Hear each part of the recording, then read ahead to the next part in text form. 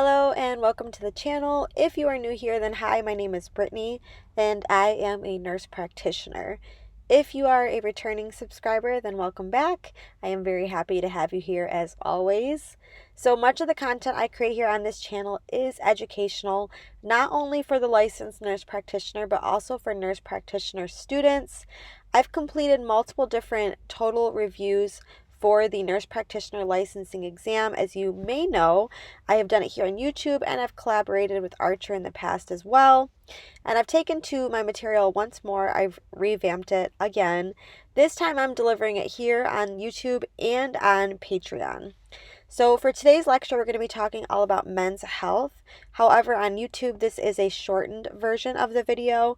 To get access to this complete video and the complete audio files for that nurse practitioner licensing exam, then follow the link in the description box below, and that will take you to my Patreon.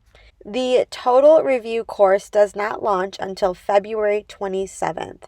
There's lots of material already on there, but all of it will not be available until February 27th, in which case you do pay a monthly access fee to watch all of those videos on Patreon. So please, of course, enjoy this free video. It's to help you study. And then again, to access those complete audio files, make sure you become a patron and join the tier titled ANCC and AANP exam prep course on the Patreon website. Again, that complete course does not launch until February 27th, 2023. I just want to make sure to give you guys a sneak peek of what's to come. All right, so without further delay, let's dive into men's health for the nurse practitioner licensing exam. All right, so let's talk about some important concepts specific to men's health. First up, we're going to talk all about testicle pain. So the most common cause for testicle pain is epididymitis, and this is inflammation of the epididymis. Please enjoy my drawing here I did on the corner of the page for you, but you can see where the epididymis is located, and epididymitis is an inflammation of that. So symptoms of this can include fever, chills, nausea, unilateral scrotum pain, and an erythematous, swollen, and warm testicle. Important exam tools that can be used to support a diagnosis of epididymitis include a positive Pren sign and a positive or intact cremasteric reflex. So a positive Pren sign is when the patient's testicle pain is alleviated when the scrotum is elevated. So this indicates inflammation, which we know is the main component of epididymitis.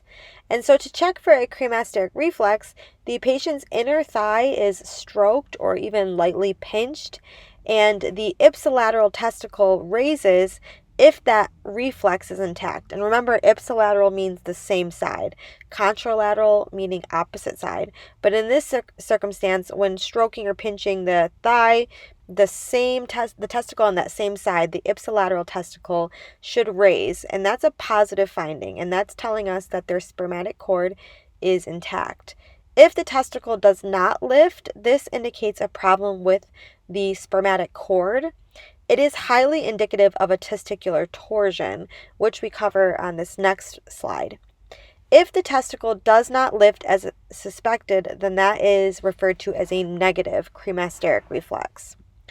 So assuming that you are treating your patient for epididymitis, they have an intact cremasteric reflex, they have a positive Pren sign, the history does in line with epididymitis. Treatment of this is often related to an STD. So if an STD or STI, if it's likely, then you should screen this patient with a urinalysis and get a culture. Also, you should do urine testing for gonorrhea and chlamydia. And you would start this patient empirically on antibiotics if there's a likelihood for an STI. Remember that gonorrhea and chlamydia are the most common sexually transmitted infections, and we treat those with Rocephin and Doxy. Doxy covers chlamydia and Rocephin covers gonorrhea. Azithromycin is a backup option to Doxy if needed. If it is unlikely that your patient has a sexually transmitted infection, then we should choose coverage for enteric pathogens. So, for example, fluoroquinolones or Bactrim would be first line for those patients. In addition to antibiotics, management would be NSAIDs for pain, icing, and scrotal elevation. Patients with this acute epididymitis should improve within 48 to 72 hours after starting on appropriate antibiotics. And if their symptoms are not improving, then they need to be reevaluated and additional diagnoses need to be considered. A scrotal ultrasound and a referral to a urologist at this point is absolutely indicated as well. All right, so let's talk about testicular torsion. So torsion occurs when the testes torse or twist on that spermatic cord, and this can cause ischemia. This can either occur from trauma, vigorous physical activity, or has even been reported to occur spontaneously. So testicular torsion is a true urologic emergency, and it's more common in neonates, so that's infants less than 4 weeks old, and then post-pubescent boys, though it can occur at any age. So symptoms of testicular torsion include sudden onset of testicular pain. Also, sometimes they can have diffuse lower abdominal pain, or nausea and vomiting sometimes occur as well. On your physical exam, classic findings reveal an asymmetrical, high-riding testes, often with the affected testicle itself actually laying horizontally instead of laying vertically in the sac as it typically does. And this is referred to as the, quote, bell clapper deformity. Also, the affected testicle is erythematous, it's swollen, it's very tender. If a knot is palpated just superior, so just above that affected testes, this makes torsion extremely likely as well. So in comparison to epididymitis, a patient with torsion will have an absent cremasteric reflex, so that testicle does not lift when that ipsilateral side is stroked or pinched, and they also have a negative Pren sign. So this means that their pain is not alleviated when you lift the testicle. The Pren sign is negative because torsion is not due to inflammation. Again, the pain is due to that twisting of the spermatic cord and the ischemia that occurs from it.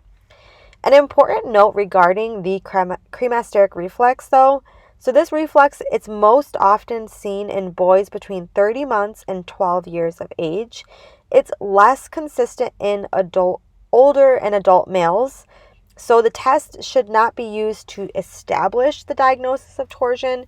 Instead, it's used to support your diagnosis.